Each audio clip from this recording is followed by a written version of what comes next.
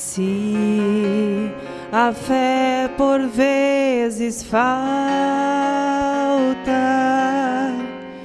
quando o sol não posso ver, a Jesus eu digo humilde: ó, vem meu piloto ser, ó, não temas, sou contigo, teu piloto até o fim. Não te importes com perigo, eis a mão, confia em mim.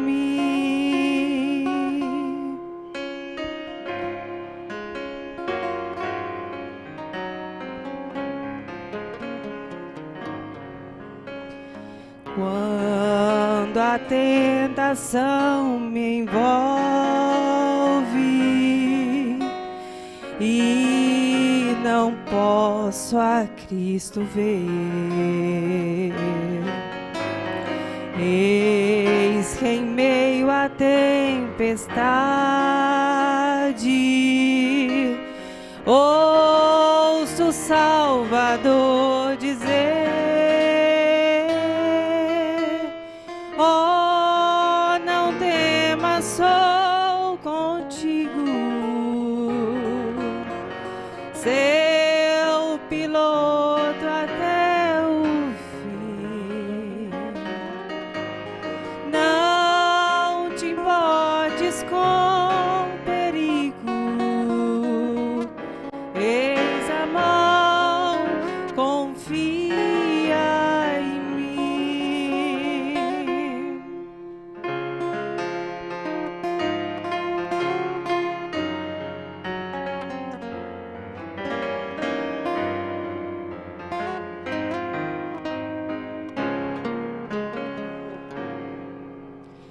Quando a alma se abate,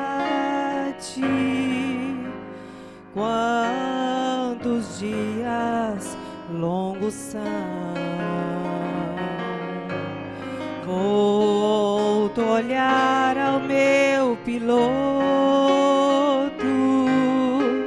e este canto escuto então: ó, não temas, sou contigo, teu piloto até o fim.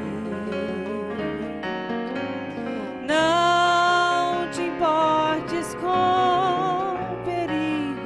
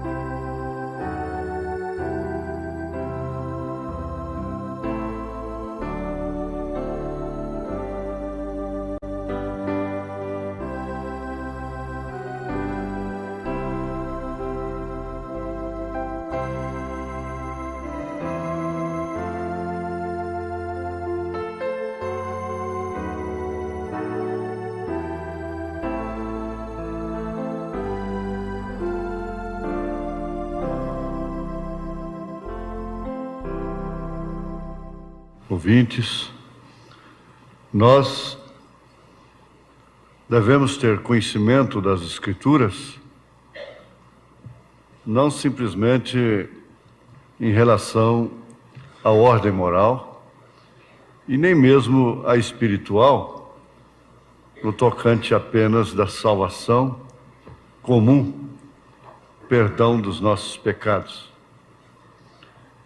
Devemos ter conhecimento das profundidades, porque Paulo fez questão de falar da altura, da profundidade, da largura e do comprimento. Se você não conhece a altura, você vai ficar aquém. Se você não conhece a profundidade, você ficará aquém. Se você não conhece a largura, também. E a mesma coisa com o comprimento, aliás, comprimento. Porque é uma extensão, é questão de dimensão. Altura, profundidade, comprimento, largura. Ora, para tanto, Paulo teria que ser um profeta. O próprio São Pedro disse que Paulo falou de coisas difíceis de serem entendidas, mesmo porque não era para eles naquela época, naquela era. Isso significa que Paulo falou coisas proféticas, como o mistério da iniquidade, aquele homem assentado num lugar parecendo com Deus, esse mistério sendo retido aqui, é claro, pela presença do corpo de Jesus Cristo, da noiva de nosso Senhor Jesus Cristo. Esse é o que detém. Assim que a igreja noiva for arrebatada, então esse mistério se completará, será liberado, o que culminará na plenitude do ministério da besta, porque ele é anticristo, ele é falso profeta e besta potencialmente. É quando ele receberá todo o poder político, religioso e monetário.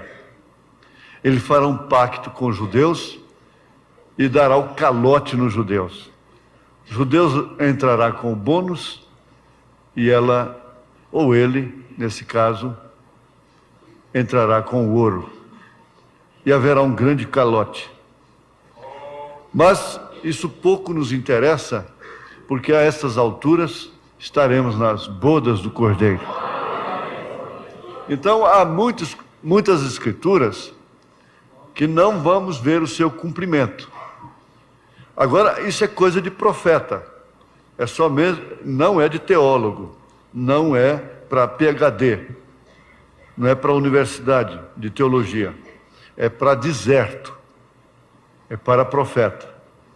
Porque quem chegar a ver Elias e Moisés, as duas oliveiras de Apocalipse capítulo 11, significa que não foi no arrebatamento, não foi no rapto. A televisão mostrará esse ministério de Elias e de Moisés para o mundo todo. Todo mundo vai poder ver, a internet inclusive. Vai ser concorrido realmente porque eles vão fazer coisas que fizeram já. Só que vai ser em uma proporção bem mais intensa, bem maior. Moisés, o que ele fez? Ele chamou pragas. Elias também, sentenças sobre uma humanidade pecaminosa. Agora, vamos dar atenção para este grande valor do profeta. A finalidade principal de um profeta é denunciar o pecado. Você não pense que um profeta vem tirar ciscos nas costas de ninguém. Do rei, do sumo pontífice, ele não vem para ajoelhar-se nos seus pés. O profeta desta era teve audiência com o rei E o rei tinha uma exigência, o rei Tiago, é que para sair dele, da sua presença, já entrava com uma das pernas da calça cortada. E para sair da sua presença tinha que sair de fasto, não podia lhe dar as costas. Então o profeta disse: isso eu faço, porque é política. Mas quando ele estava com a sua entrevista com o homem do pecado, esse mistério da iniquidade, esse anticristo, esse falso profeta e a besta potencialmente, tinha que então se ajoelhar e beijar o seu anel. Ele disse: isso eu não faço. Aquilo eu faço porque é política, é governo. Isso eu não faço porque é religião. Veja só. Agora, há de se observar dois fatores muito importantes, que concluem em um. É o fato de que uma mulher como Jezabel não podia de maneira alguma amar a Elias, ter simpatia por ele. Ela tinha de fato de odiá-lo. Por quê?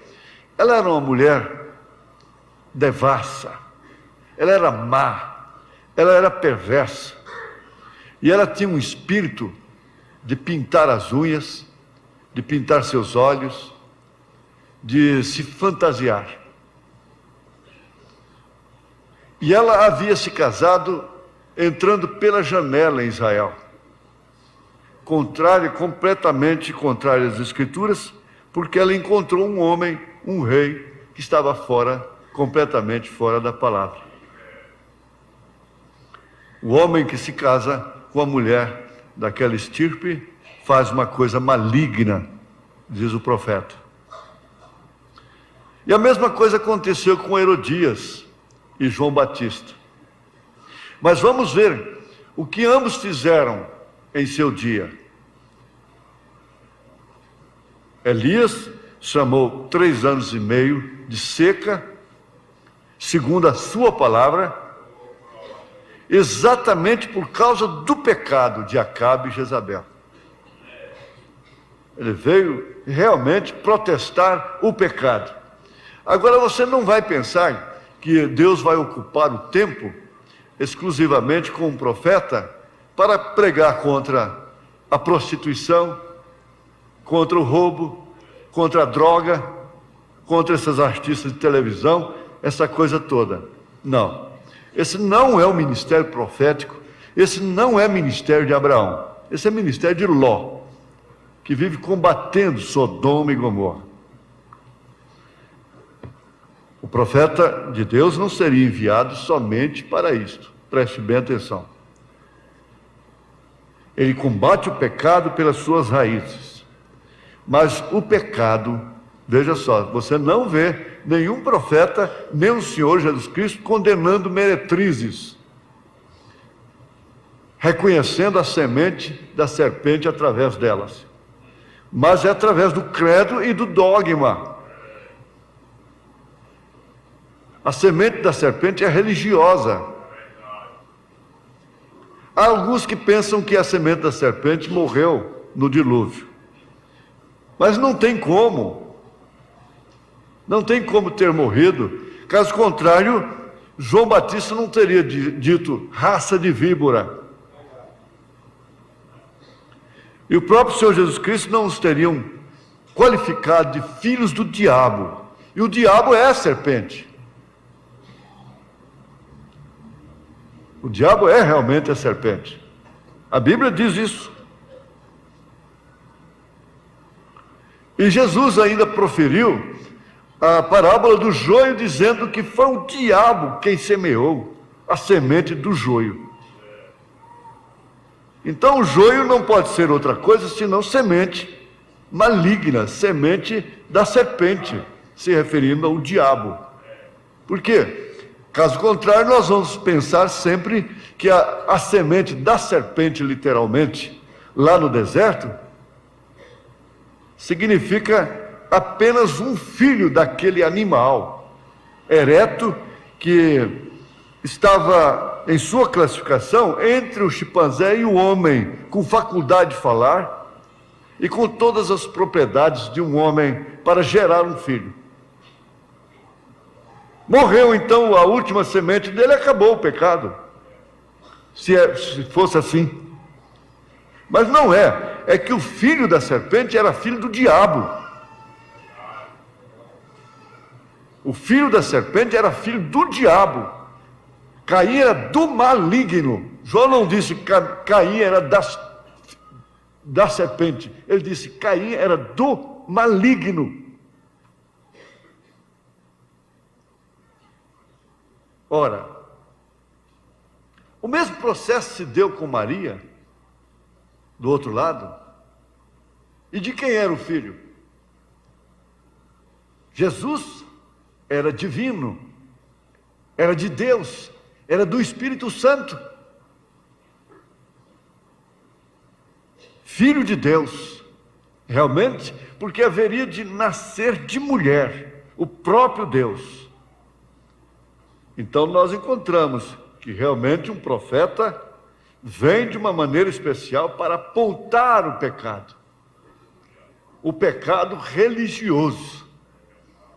Porque moralizar, todas as religiões podem moralizar.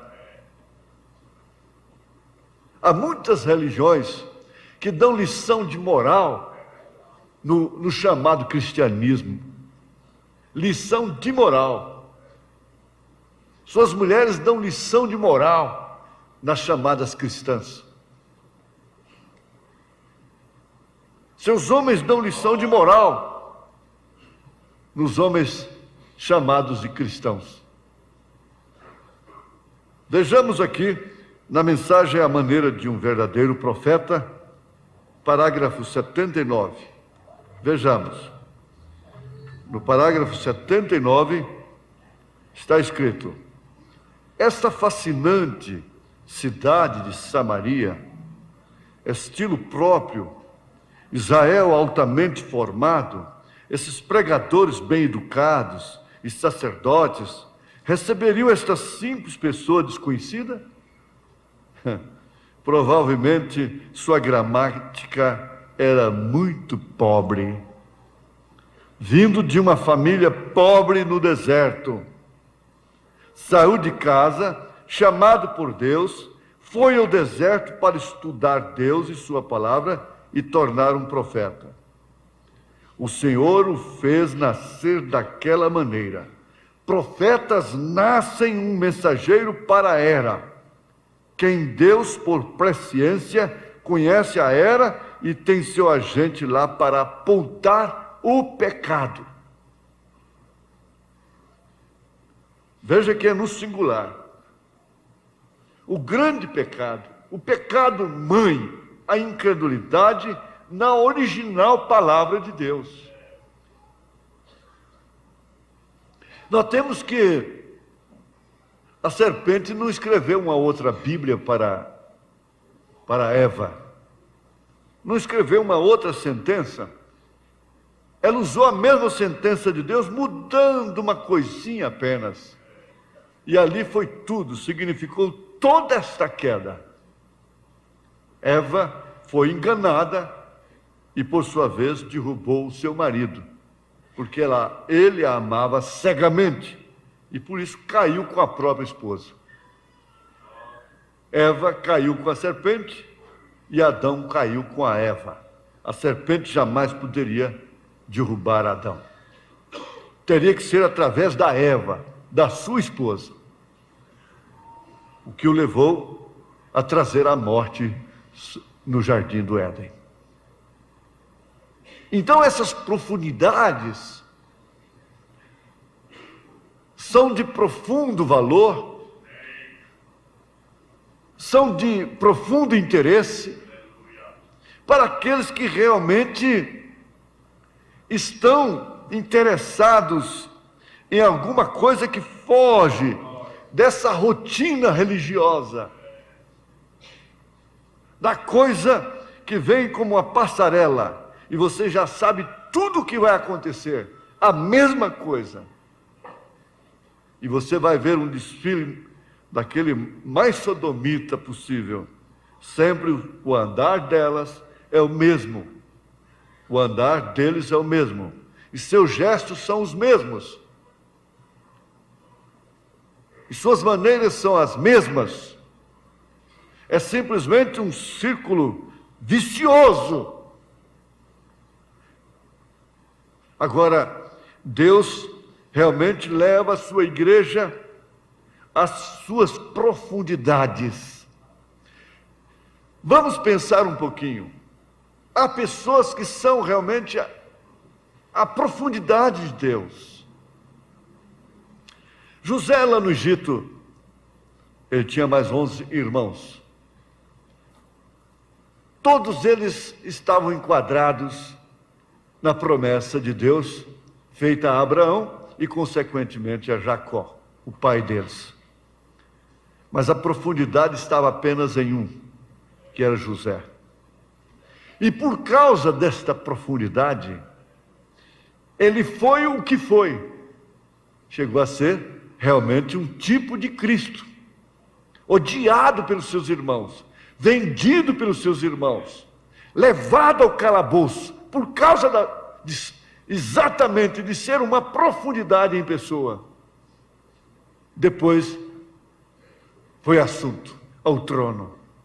Casou-se com uma gentílica, tipo perfeito de nosso Senhor Jesus Cristo. Há mensageiros que não têm a profundidade em si. Há igrejas que não podem ter a profundidade. Às vezes conhecem as alturas, conhecem até o comprimento, a largura, mas não chegam a conhecer a profundidade daquilo. Há uma profundidade tremenda, manifesta no registro da vida de Enoque. O que se fala de Enoque? Afinal de contas, não existe um livro na Bíblia chamado Enoque. E você encontra um profeta lá no Novo Testamento, dizendo assim, que Enoque andou com Deus e Deus o levou para si. Mas, falando assim de profecia de Enoque, lá no Velho Testamento fala da sua transladação, mas não fala de sua profecia. E a gente fica a meditar, gente, por que um homem toma um lugar na Bíblia tão significativo, tão importante como este? Andou com Deus e Deus o tomou para si, simplesmente para ser um tipo perfeito desse povo que forma um corpo. Esse corpo é, sem dúvida, Filho de Deus, que é o Espírito Santo na igreja, é um mistério da piedade. É Filho de Deus. Isso é profundidade. Isso não causa gritos. E não pode causar realmente. Tem que causar reflexão. Reflexão. Pense bem, um homem registrado na Bíblia, com a vida tão subjetiva, tão sucinta,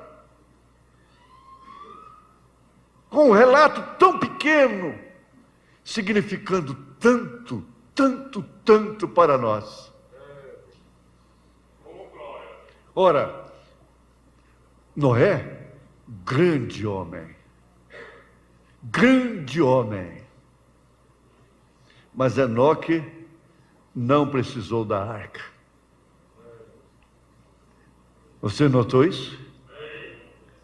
Enoque não chegou até a arca. Ele não chegou à salvação comum. Ele não chegou ao tempo da grande tribulação, ser salvo pela grande tribulação.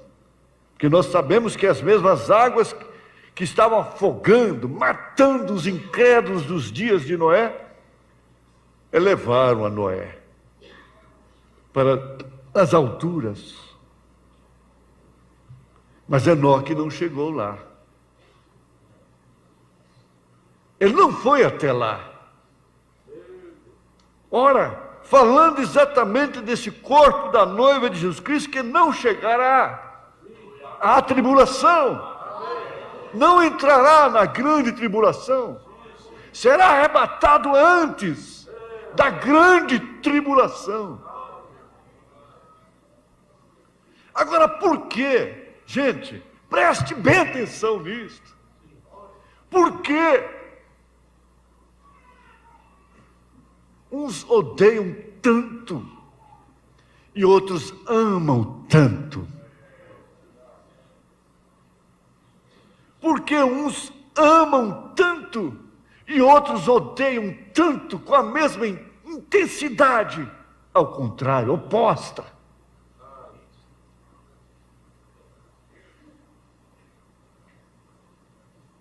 Eu tenho certeza absoluta, concreta, evidente, que se eu vivesse, se nós vivêssemos nos dias de Elias, nós estaríamos entre os 7.000. Nós estaríamos entre aqueles que o amaram, o respeitaram. Nós não estaríamos entre aqueles que o odiaram. Agora eu pergunto à igreja Jezabel de hoje: se você vivesse no tempo de Elias, você amaria Elias? Deixa levantar um Elias, um tisbita aqui neste século. O que falará deles? O que vão falar deles? Os líderes religiosos vai falar dele, do Elias, o tisbita. Elias, o tisbita, nas páginas da Bíblia, não mexe com eles. Eles têm interpretação para tudo. Paulo no papel, não fala nada com eles. Eles têm interpretação para tudo. Eles são amontoados por aqueles que, tendo comichão nos ouvidos, amontoariam doutores para si mesmos. Os assalariariam, dariam salário para eles, fariam deles empregados, domésticos deles, mordomos da fé.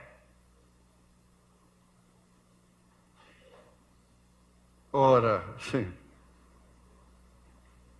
isso deve nos levar a uma posição bem mais séria. Nós estamos convictos, certos, de que, se nós vivêssemos no tempo de Elias, nós estaríamos com ele. Se nós vivêssemos no tempo de Eliseu, nós estaríamos com ele. Se nós vivêssemos no tempo de João Batista, nós jamais aprovaríamos o que fizeram com ele. E por isso, se nós vivêssemos no tempo de Jesus, nós estaríamos com ele. Você olha onde você está hoje, e você verá onde você estaria lá, então.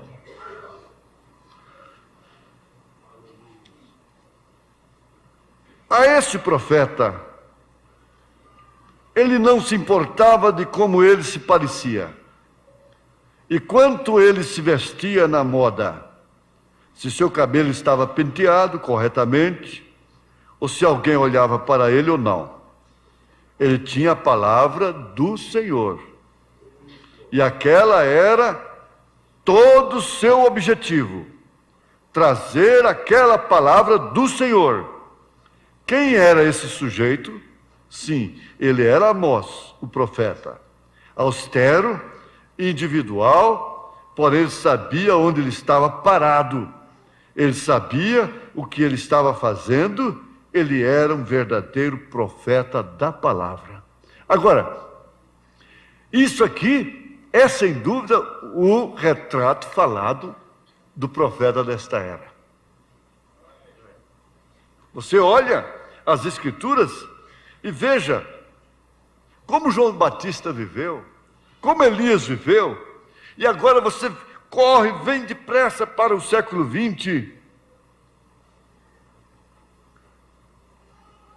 e faça um paralelo com a vida de William Marion Branham. Todas as características de um profeta. E a sua tônica foi apontar o pecado religioso. Jamais teríamos coragem, jamais teríamos a ousadia de dizermos: não há coisa como 3 pessoas distintas na divindade. E o Espírito vem desafiando sucessivas vezes, desafiando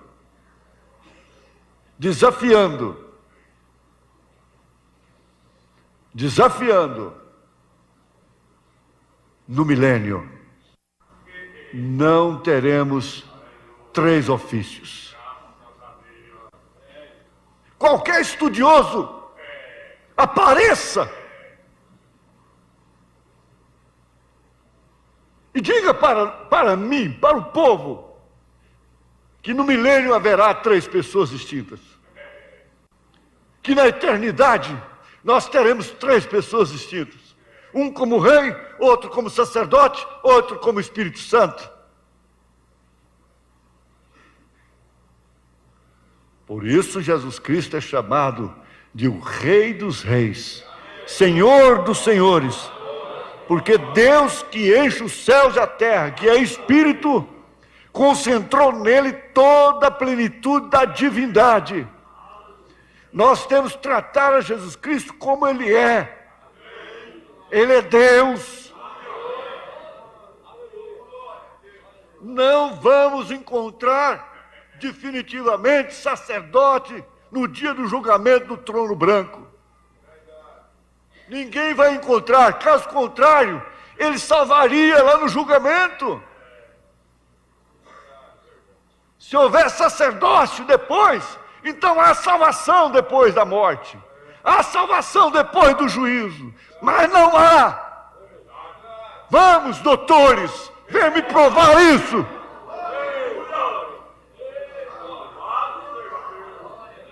Não há. Há sacerdote agora. Há trono de intercessão agora.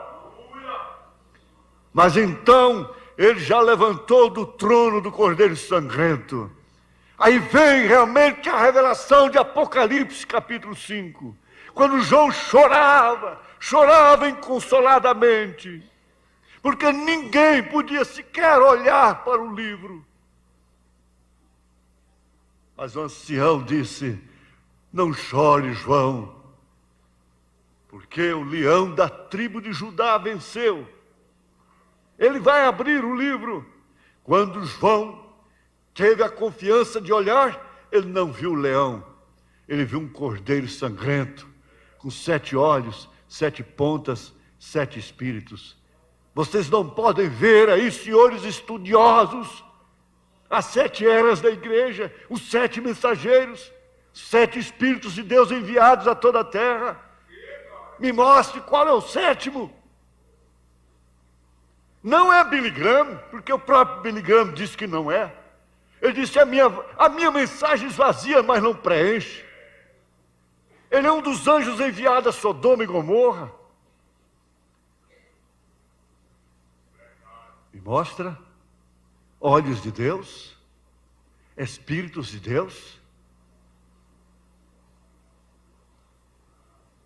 Mas tem uma coisa, João. Aquele leão vai manifestar. O leão é rei. O cordeiro é intercessão, é vítima, é sacrifício. O cordeiro é isto. Mas o leão não. Você nunca viu no Velho Testamento o sacrifício de um leão. Nunca foi posto no altar um leão, mas sim cordeiro. Agora, aquele leão que João viu, ele teve paciência para esperar. Aquele leão que João viu fala exatamente do nosso Deus, do nosso Senhor Jesus Cristo, no milênio, na eternidade. E o desafio evangelístico está aqui. Isso é profundidade. Isso é profético.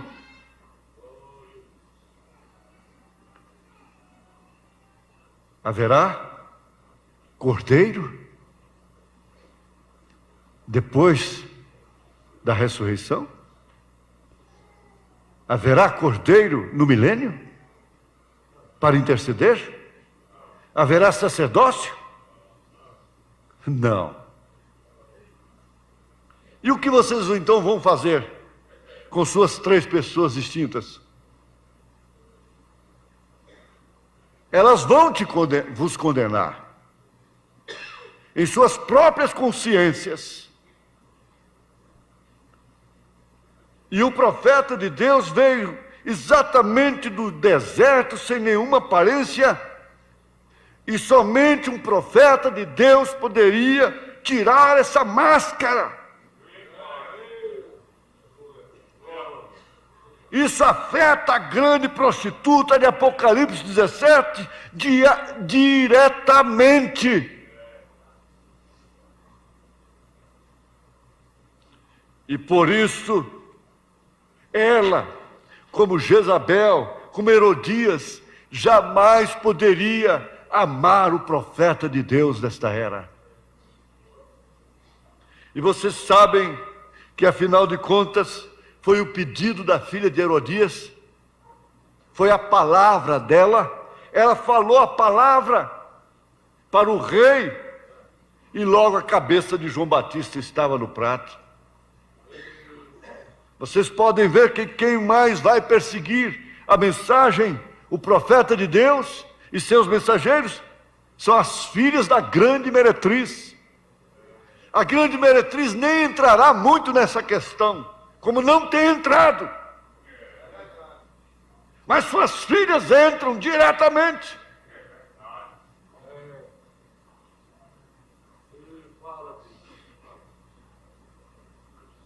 Aqui está, ó terra, a profundidade de Deus para abalar os firmamentos do inferno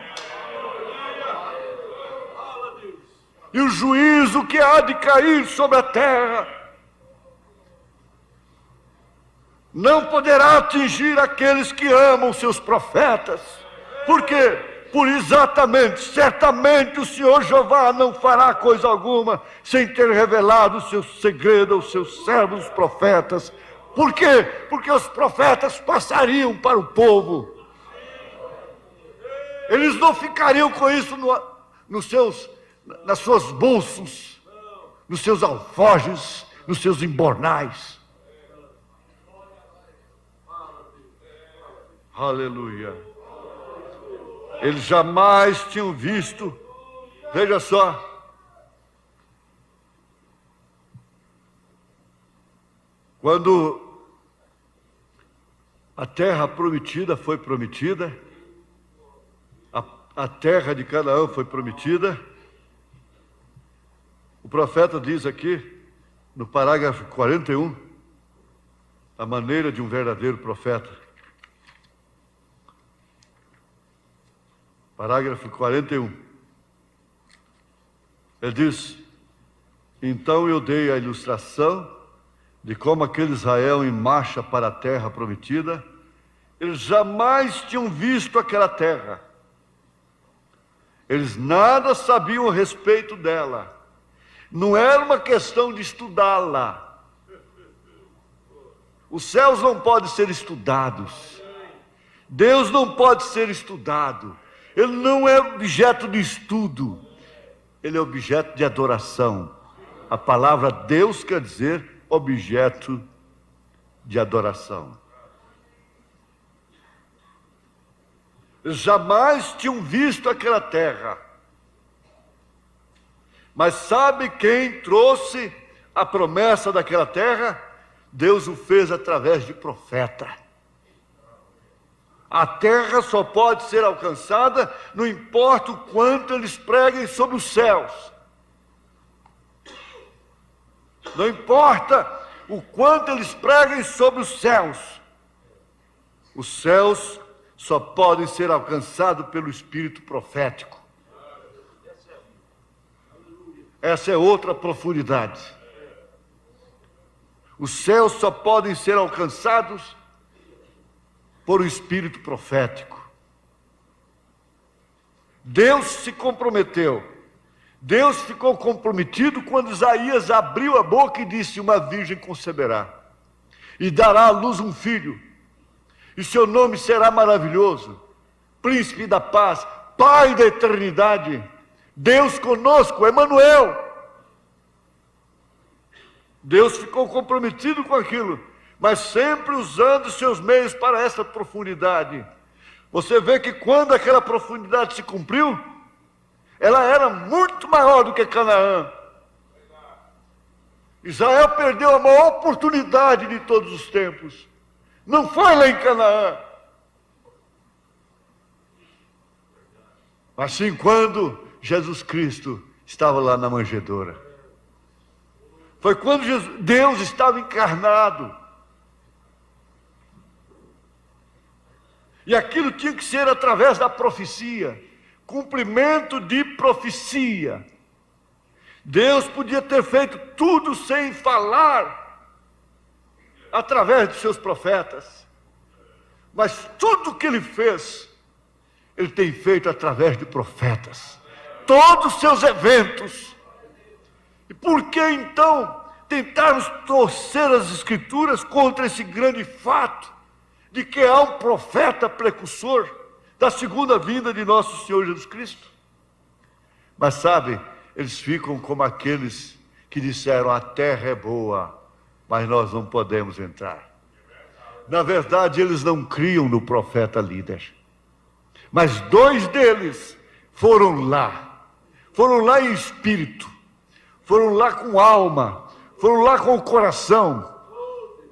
Por isso não viram nada que pudesse contrariar e impedir o cumprimento das profecias.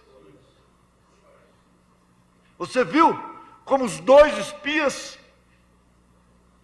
não viram nada que pudesse vir a impedir os cumprimentos das profecias? Josué e Calebe viram completamente diferente. Paulo foi lá em cima. Ninguém tem noção perfeita do que seja céu, do que seja essa promessa. Mas Paulo foi lá. E o William Branham também foi levado lá. Por isso o evangelho que eles pregaram é como daqueles 2 espias. É como de Josué e de Calebe. É necessário deixar toda a razão. É necessário deixar tudo que é incredulidade. É necessário tirar o véu para ver as promessas de Deus. O povo está enganado, gente. O diabo pegou os dons carismáticos e está engolindo o povo. Está fazendo o que bem entende com o povo, mas menos com o povo eleito, menos com o povo predestinado. Isso por quê? Porque os eleitos não estão atrás, não estão em busca somente de cura, de solução de problemas, de prosperidade financeira. Não. Eles sabem perfeitamente que nunca lhes faltará o pão e que o diabo nunca poderá tirar a vida de um sequer um segundo antes. Sabe perfeitamente e confiam desta forma. Por isso não deixam sua fé ser negociada.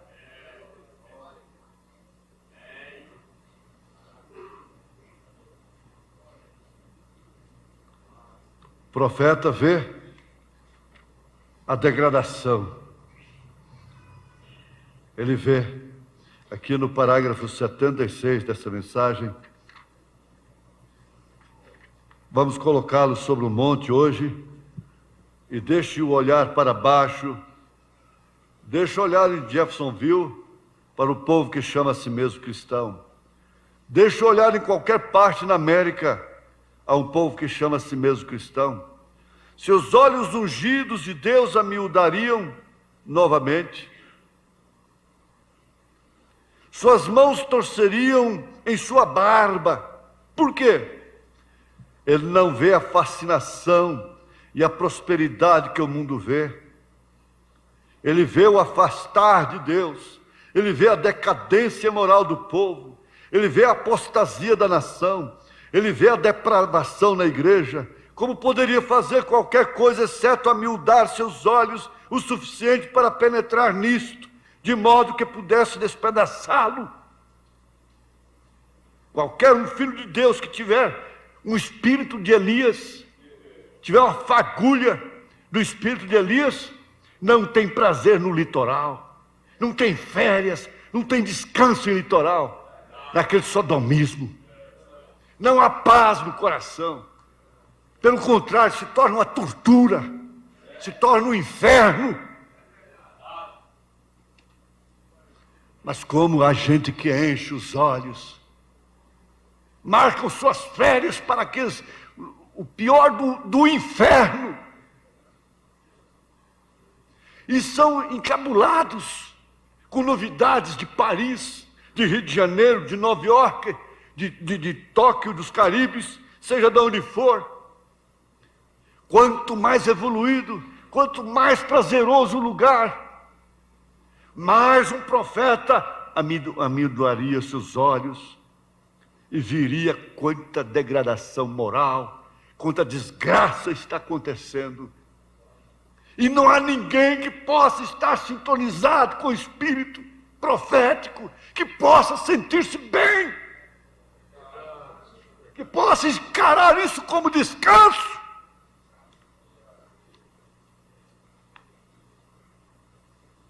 Dá dor no coração, dá peso na alma, dá ressentimento no espírito. Não é aquela falha humana, não é aquela espora que o inimigo coloca na sua carne, aquela aflição que ele coloca na sua carne, que te condena. Mas seu coração dói, seus olhos lacrimejam, seu sono vai embora, você não consegue descansar.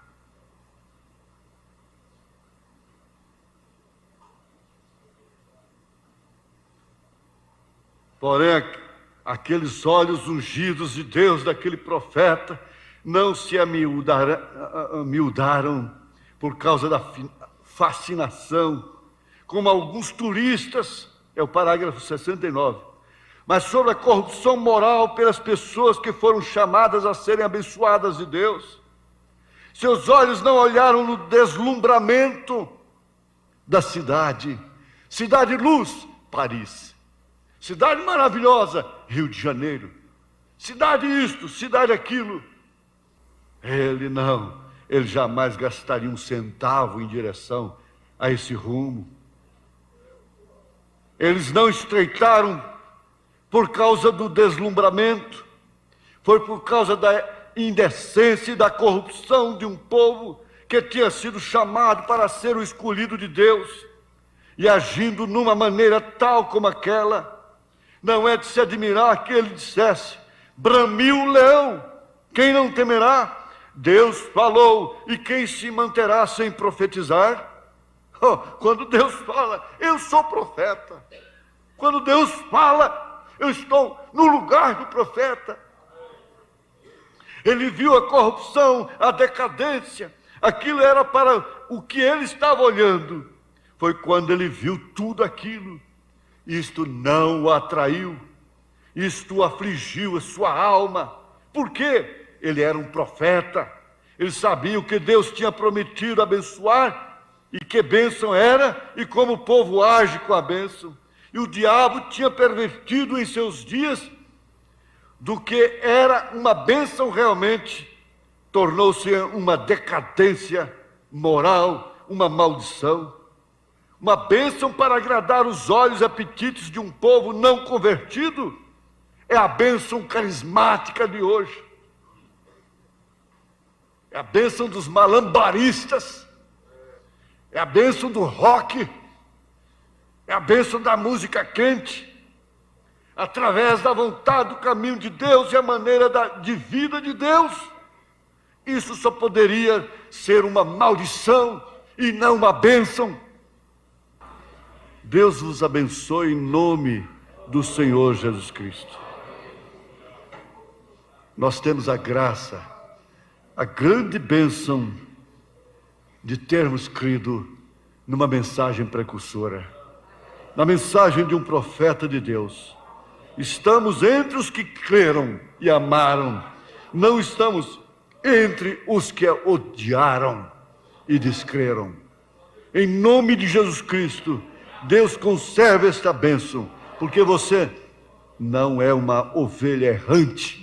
Não somos ovelhas errantes, somos ovelhas do aprisco de nosso Senhor Jesus Cristo, aprisco apostólico, aprisco profético, aprisco pentecostal. Deus vos abençoe, com fé no seu Filho, a fé que vence o mundo.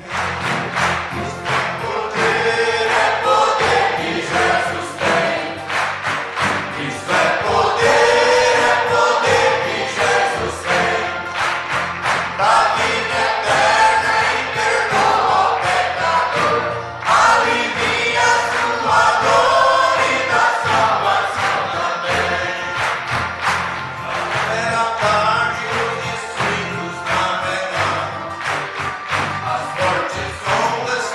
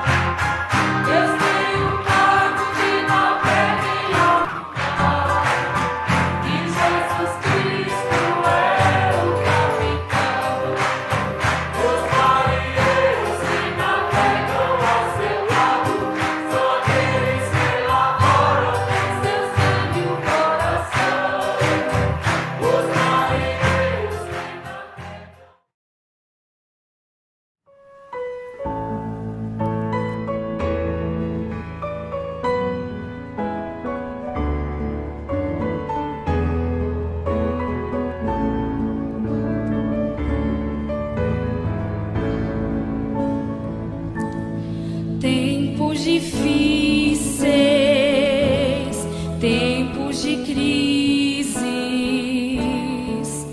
dá vontade de parar. Tudo acontece na vida do crente para nos desanimar,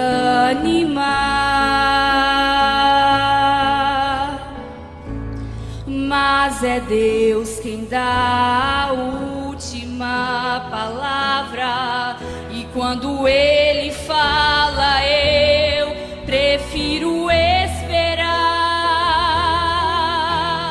Vou lutar até o fim, com Cristo eu não vou parar, pois eu não serei provado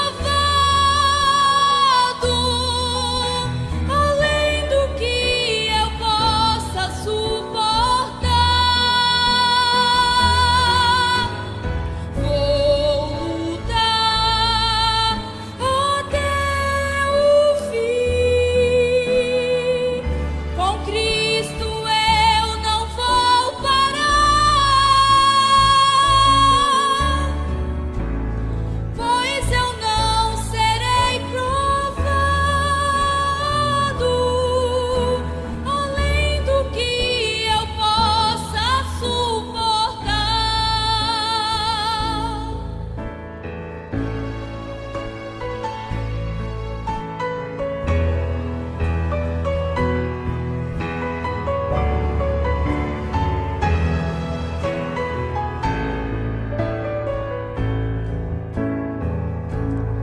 Meus inimigos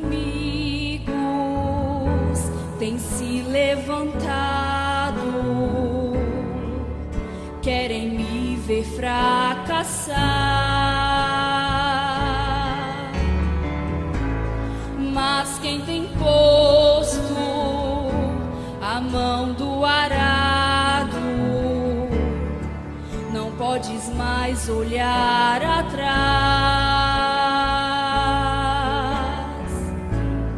mas é Deus quem dá a última palavra, e quando Ele fala,